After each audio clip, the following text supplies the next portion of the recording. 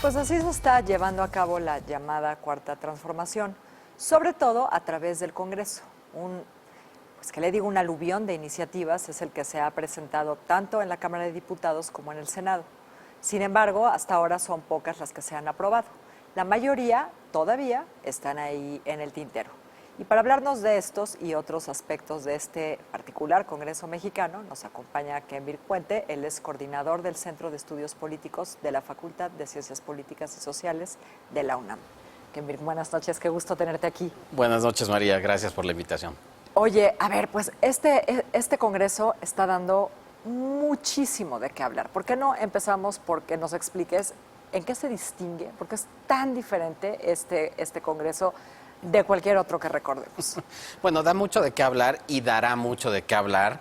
Hay que estar preparados para las sorpresas, porque hay que entender que, sí, muchas más seguramente, porque hay que recordar que hace 20 años no vivíamos una experiencia de este tipo, pero en un contexto distinto. Me refiero a que hace 20 años un presidente no tenía mayoría en las cámaras, en ambas cámaras del Congreso, y no solo eso, prácticamente aseguradas las mayorías calificadas, no solo mayoría absoluta, que es la mitad más uno de los integrantes, sino además casi las 2/3 partes en ambas cámaras, asegurada prácticamente en la Cámara de Diputados, no así en el Senado, pero que se puede construir, digamos, no de manera tan complicada.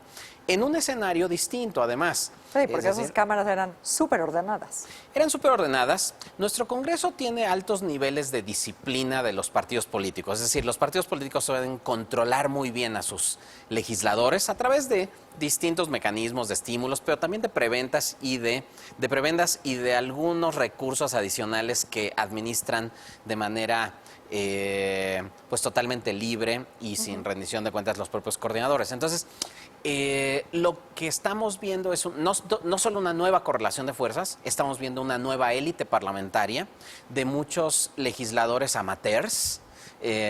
¿Con qué digo? ¿A qué me refiero con legisladores amateurs? Es decir, es el reconocimiento de que no tienen tanta experiencia legislativa, y los que la tienen con experiencia legislativa la tienen como legisladores de oposición. Y es muy distinto ser legislador de oposición que ser legislador de gobierno. Sí, justo iba a interrumpirte para hablar del caso de Pablo Gómez, que vaya que tiene experiencia como legislador. Sin embargo, ha mandado una iniciativa de las remuneraciones que ha causado verdadero desastre. Ese es un buen ejemplo, porque, por ejemplo, esta iniciativa, que es una iniciativa además muy vieja, que la reviven, la sacan de la congeladora, que es un mecanismo informal para no aprobar, a donde se van todas las ocurrencias de los legisladores que saben que no van, exacto, que saben que no van a prosperar, pero que los legisladores, cuando están en oposición, tienen toda la libertad para proponer cualquier cosa que se les ocurra, porque saben que no la van a aprobar. Entonces ellos las presentan con la finalidad, no de que sean aprobadas, sino con la finalidad de ir con sus clientelas y decirles: miren, nosotros estamos proponiendo bajar el IVA, estamos proponiendo que se quite tal impuesto, que se otorguen tales recursos. Como no va a pasar, no tienen ningún problema. El problema es cuando estos legisladores de oposición asumen la mayoría y se siguen comportando como legisladores de oposición. El impacto que tiene, ya hemos visto el impacto que tienen los mercados, las comisiones bancarias, por ejemplo, o los efectos que puede tener en el mercado algunas señales como: vamos a reformar la ley para utilizar las reservas del Banco de México, o vamos a decir, ya tienen implicaciones distintas porque ya es el grupo parlamentario que cuenta con mayoría asegurada en la legislatura. Sí, claro, Kemir, pero ¿por qué le hacemos caso? Sí. Los medios, los analistas, ¿por qué le hacemos caso a personajes? Para poner otro ejemplo, hay muchos más. A Félix Salgado Macedonio, que sabemos que realmente no tiene no tiene poder real dentro de la fracción, aunque sea la mayoritaria, ¿no? ¿Por qué estos personajes, como él y otros, como el caso del diputado del PT, ¿no?, que hizo también lanzó su propia iniciativa, por qué suenan tanto? ¿Por qué parecen tener tanto peso, por lo menos mediáticamente, que antes no lo tenían, pero ni de broma? Bueno, por dos razones. La primera porque ahora son gobierno, es decir, y cualquier legislador que presente un posicionamiento, una iniciativa, etcétera, puede ser, hasta este momento no sabemos quiénes son las voces que realmente representan la voz del grupo parlamentario más allá de los coordinadores. Primero, porque son mayoría, pero segunda, porque los legisladores radicales son muy atractivos en términos mediáticos.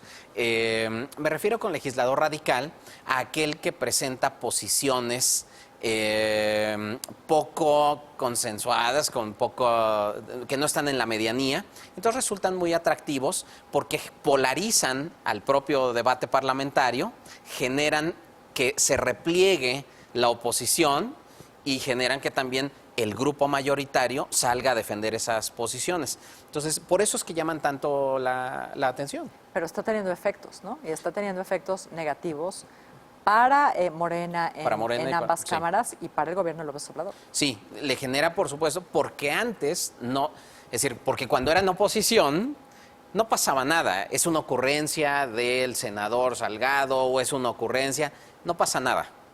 El problema lo tienen ahora cuando son mayoría y que ahora esa ocurrencia tiene posibilidades de ser aprobada porque así como aprobaron la ley de remuneraciones prácticamente sin debate, en fast track, ni siquiera comisiones había.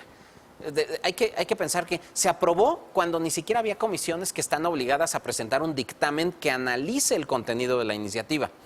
Y los efectos que están causando, pues ya lo estamos viendo ahora con el conflicto que existe entre los propios poderes, producto no solo de una posición inflexible del presidente de la República, también producto de los excesos que se han exhibido de parte del Poder Judicial, sino también producto de una ley mal hecha que no tuvo la reflexión suficiente, que los legisladores, además del PRI, del PAN, decían, a ver, no estamos en contra de que se legisle, se haga legislación secundaria respecto del artículo constitucional, eso debe de hacerse y está bien, además ya está en la Constitución, pero tiene que hacerse bien. Decías al principio de esta conversación que vienen más sorpresas, ¿no? ¿Qué estás anticipando tú que va a pasar con este Congreso? Pero, es un Congreso que inicia, sí con el pie izquierdo, debemos de reconocerlo, es decir, con muchos tropiezos de manera muy accidentada. No hay manera de no reconocerlo. Es decir, eso es evidente. Ahora, pero van a aprender a ejercer el poder de la mayoría. Van a utilizar todos los recursos, no solo recursos económicos, o sea, todos los recursos institucionales que estén a su alcance para beneficiarse o tratar de beneficiarse ellos mismos, me refiero a la mayoría legislativa. Va a haber sorpresas porque también la oposición está aprendiendo a hacer oposición. En este caso, el PRI está aprendiendo a hacer oposición, el PAN está aprendiendo, ahora sí, a que sea una oposición real, no una oposición negociadora en el que es oposición en tanto negocian algunos intercambios. No, ahora parece que están jugando oposición más real y puede surgir algunos nuevos liderazgos. A ver, ¿qué puede haber de nuevo? Cosas como la que vimos hoy en el Senado. De repente destituir al senador Juan Cepeda de la Comisión de Justicia. ¿Por qué? Pues porque nosotros vamos a procesar el tema del nuevo ministro o ministra de la Suprema Corte de Justicia y nos interesa que ahí no haya obstáculos. Violando todo decoro parlamentario, es decir, vamos, ni el PRI en sus mejores tiempos de partido hegemónico se atrevía a tratar con ese desdén a sus propios compañeros. Y eso va a hacer que la propia oposición quizás se articule mejor y que también la propia mayoría se prepare mucho mejor para esta nueva era. Vamos a ver mucho debate parlamentario, quizá pocas decisiones. Ojalá de nivel, pero sí va a haber mucho debate parlamentario, pero pocas decisiones relevantes se van a estar tomando en el Congreso. Se van a estar legitimando en el Congreso, pero las decisiones más relevantes se van a tomar en la oficina del presidente de la República y el Congreso lo que va a hacer va a respaldar las decisiones. Los teóricos les llaman hay legislaturas transformadoras y las legislaturas que son foros de debate.